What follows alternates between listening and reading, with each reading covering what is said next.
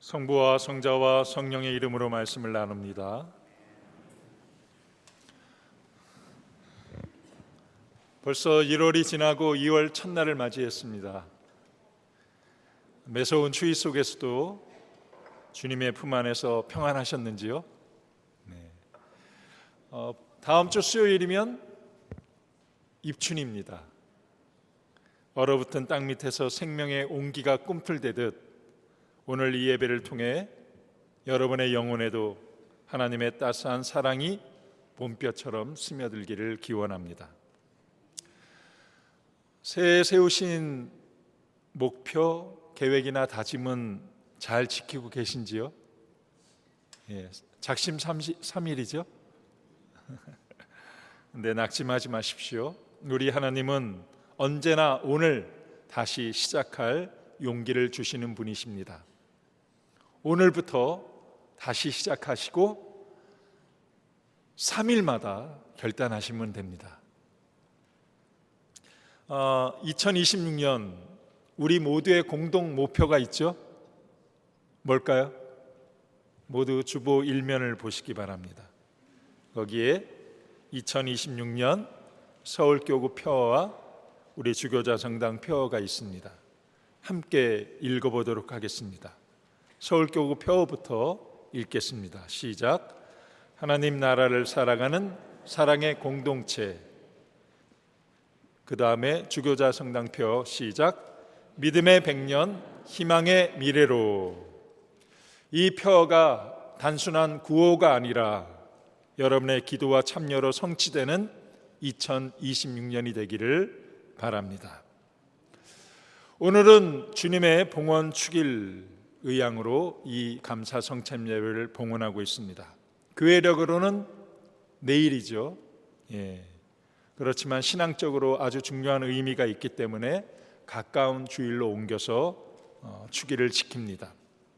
2월 2일이 주님의 봉헌 축일이 되는 이유는 예수님이 태어나신 성탄절 12월 25일부터 40일째 되는 날이기 때문이죠. 유대 전통에 따라 40일째 되는 날 정결례를 드리고 그리고 첫 아들을 주님께 봉헌했습니다. 전통적으로 유다인들은 아이를 낳으면 3가지 예식을 치렀습니다. 첫 번째는 남자아이 같으면 난 지 8일 만에 할례를 거행했죠.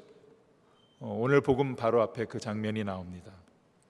할례는 하나님의 나라의 백성이라는 정체성을 상징합니다.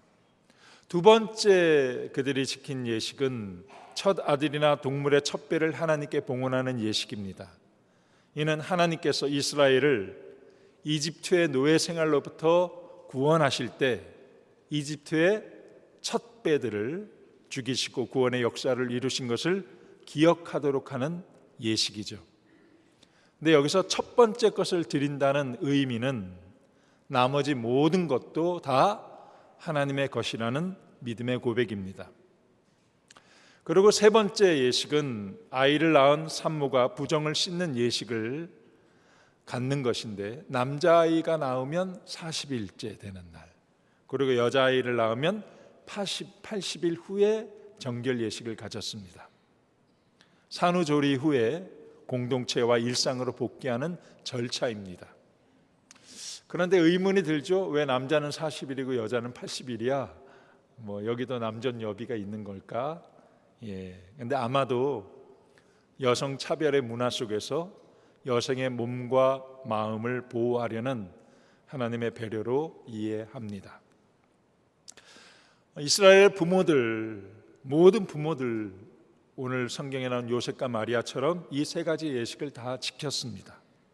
모두 맏아들을 하나님께 봉헌한 것이죠. 그런데 교회가 예수님의 봉헌을 기억하고 오늘 주님의 봉헌 축일로 예배드리는 이유는 무엇일까? 이날의 단지 요셉과 마리아가 율법을 성실히 지킨 날이 아니기 때문이죠. 이 봉헌은 사랑이신 하나님께서 어떤 방식으로 우리에게 다가오시는지를 깊이 드러내는 사건입니다. 오늘 복음을 보면 하나님의 아들께서 가장 무력한 아기의 모습으로 성전에 와 계십니다. 온 세상을 창조하신 분께서 인간의 품에 안겨 인간의 율법 아래 서 계십니다. 이 장면 자체가 이미 하나의 메시지입니다. 하나님은 힘이 아니라 낮아짐으로 우리를 만나십니다. 요셉과 마리아가 바친 제물은 양이나 염소가 아닌 산비둘기 한 쌍이었다고 하죠. 가장 가난한 이들에게 허락된 예물입니다. 이렇게 하나님의 아들은 처음부터 가난한 사람들의 자리, 의존해야 하는 자리, 보호받아야 하는 자리에서 우리 사람들과 함께 하셨습니다. 사랑은 언제나 그렇습니다. 그렇게 시작되죠. 높은 곳에서 시혜를 베푸는 것이 사랑이 아닙니다. 사랑은 상대방과 눈높이를 맞추기 위해 기꺼이 자기를 낮추는 것입니다. 우리 주님은 우리를 이해하시기 위하여 가장 낮은 곳에 서 계시는 분이십니다. 시몬이 아기 예수를 품에 안고 이렇게 노래했습니다. 이 아이는 이방인들을 비추는 빛이십니다. 예수님은 지금 시몬의 품에 안긴 연약한 아기이지만 장차 자기 자신을 십자가에 내어줌으로 시몬의 예언처럼 모든 인류를 하나님께 이끌어주는 구원의 빛이 되었습니다. 조금 더 우리가 축복한 양초도 마찬가지죠. 양초는 가만히 두면 아무 빛도 내지 않습니다. 그러나 자신을 태우고 자신을 내어줄 때 비로소 빛이 납니다. 빛은 자기 비움에서 태어나는 선물인 것이죠. 여기서 우리는 하나님의 사랑을 깊이 생각해 봅니다. 우리는 흔히 봉헌하면 우리 사람이 하나님께 무언가를 드리는 행위로 생각합니다. 그러나 주님의 봉헌 축일이 우리에게 보여주는 진실은 그보다 훨씬 깊은 이야기입니다. 봉헌은 인간에게서 시작되는 것이 아니라 하나님에게서 먼저 시작되는 사실입니다. 하나님의 자기 비움, 자기 축소, 이를 신학적인 용어로 케노시스라고 부릅니다. 케노시스, 하나님의 자기 비하, 자기 비움, 자기 축소, 이것은 하나님이 사랑 그 자체이시라는 것을 그대로 보여주는 모습입니다. 하나님은 사랑이시기 때문에 끊임없이 자기 자신을, 자리를 내어주시는 분이시죠. 이 사랑을 이해하기 위해서 어머님들의 사랑을 생각해 봅시다. 어머니는 아기를 잉태하기 위하여 자기 몸 안에 공간을 내어줍니다.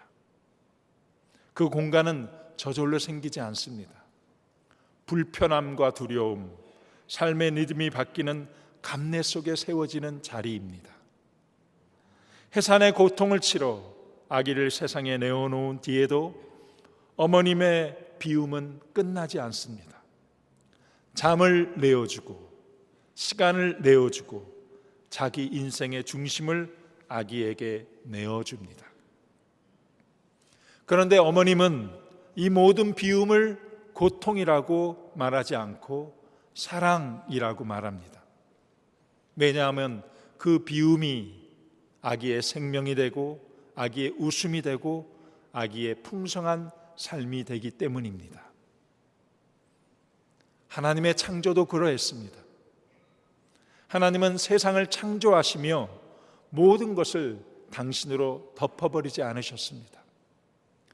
피조물이 숨쉬고 선택하고 사랑할 수 있도록 당신의 전능을 절제하시고 당신의 자리를 내어주셨습니다.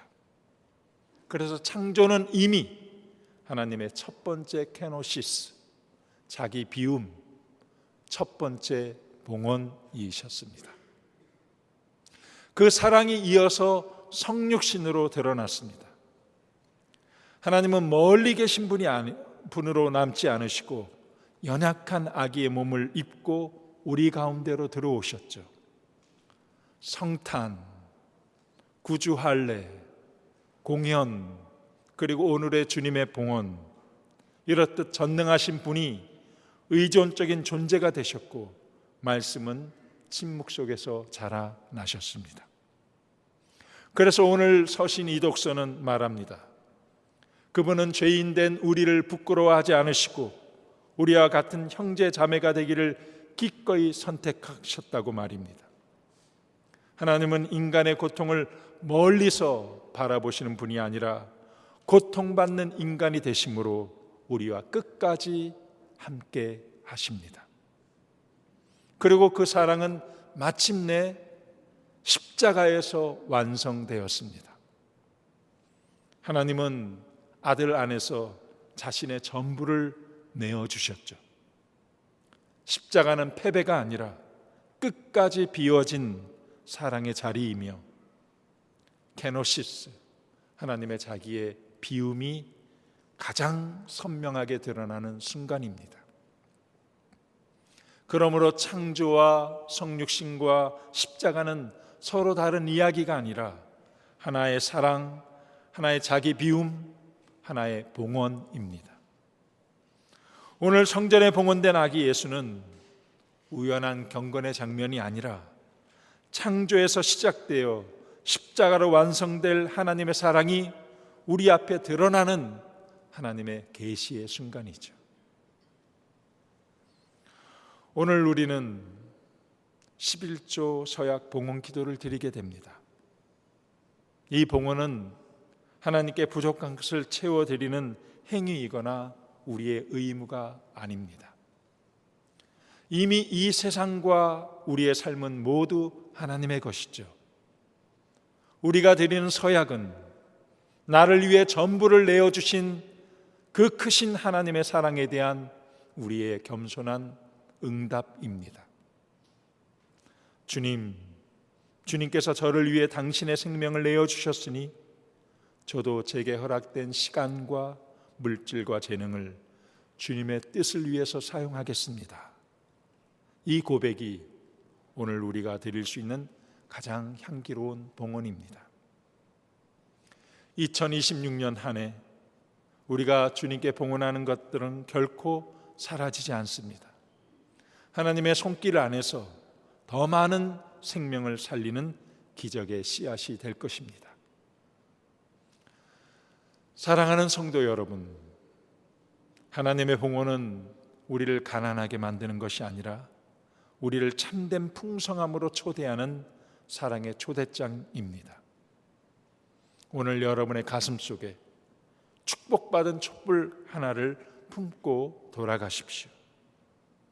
하나님께서 우리를 사랑하신 것처럼 우리도 나의 자리를 내어주며 살아갈 수 있기를 바랍니다. 그때 우리의 삶은 세상을 밝히는 빛이 될 것입니다. 사랑은 비움으로 완성됩니다.